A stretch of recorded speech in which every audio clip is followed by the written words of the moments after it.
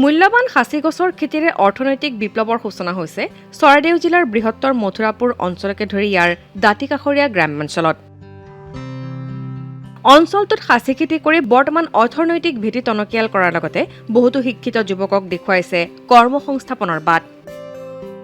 বিশেষভাৱে অঞ্চলটোৰ ভকতগাঁও, কোঁৱৰগাঁও, সৰু মথুৰাপুৰ, বৰ মথুৰাপুৰ, 101 নম্বৰ গ্ৰাণ্ট মানিয়াহোলাকে ধৰি কেইবাখনো গাঁৱৰ প্ৰায় 80% লোক বৰ্তমান জড়িত হৈ পৰিছে খাচী খেতিৰ লগত। অঞ্চলটোৰ পৰা এই খাচী গছসমূহ শিৱসাগৰ জিলাৰ নামতি, যোৰহাটৰ কাকজান, গোলাঘাটৰ নাহৰণি, নগাঁৱৰ হোজাই আদিলৈ ব্যাপক হাৰত যোগান ধৰা হয়। আমাৰ ইয়াৰ প্ৰতি ঘৰ মানুহেই এই চাচীটো মানে বাগানৰ লগতে চাচী খেতিটো কৰে।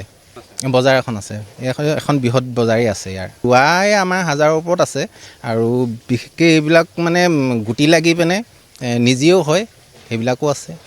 ইয়াত চাচী মানে বাগানৰ লগতে চাচীটোকো বেছি গুৰুত্বটো বেছি দিয়ে মানুহে। বৰ্তমান সময়ত অঞ্চলটোৰ ৰাইজে খাচী গছক খেতি হিচাপে লৈ ইয়াৰ ব্যৱসায় ভিত্তিত খেতি কৰিবলৈ আৰম্ভ কৰিছে।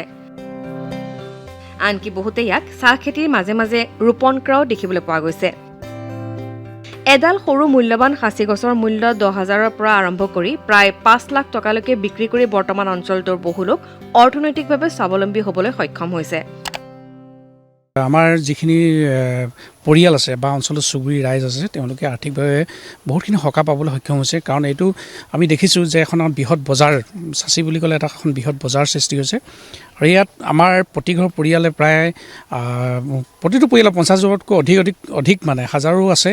কোনো খেতিৰ ৰূপে ইয়াকে আচলতে এটা খেতিৰ ৰূপে খেতিও কৰিছে।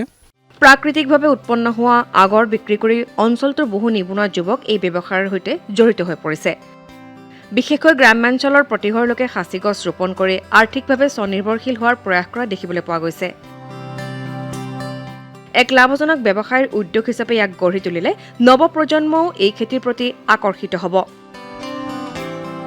চৰাইদেউৰ পৰা নবুল কোঁৱৰ, বাতৰি বিভাগ, DD অসম।